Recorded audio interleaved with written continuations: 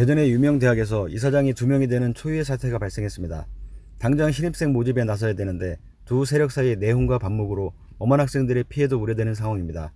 더군다나 갈등 조정에 나서야 할 교육부가 사실상 두 손을 놓고 있습니다. D대학은 지난 5월 26일 제3회 이사회에서 이사장 불신임과 법인 사무국장 임원 해촉 등을 놓고 충돌을 벌였습니다. 이사회는 법인이사 A씨와 사무국 직원 B씨가 절차를 무시한 인사전횡과 권한남용을 통해 지나치게 학사에 개입했다는 입장입니다. 이들이 정상적인 업무를 방해했기 때문에 이사장 불신임과 해임안, 이사장 선임권을 상정해 과반수가 찬성해 통과했다는 입장입니다.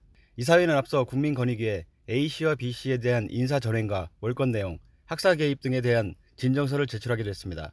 진정서에는 A씨와 B씨가 학부와 대학원 동문 사이이면서 A씨가 이사장으로 선임되자 곧바로 무고죄 집행유예의 징역형을 받은 B씨를 법인 사무국 간부로 채용했다고 밝혔습니다.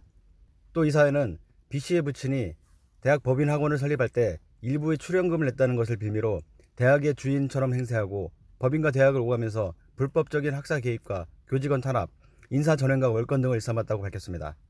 그러면서 이를 감독해야 할 A씨가 오히려 B씨의 꼭두각시로 행동하고 있다는 주장을 내놨습니다. 심지어 학사 개입을 위해서 교직원 인사 규정까지 바꿨다는 의혹도 제기했습니다. 그런데 이런 부분이 논란이 될까봐 A씨는 B씨를 사무국 간부와 대학 고위 간부 자리에서 면직시킨 뒤에 공개 모집 절차도 거치지 않고 신규 채용 형태로 다시 채용했다는 겁니다.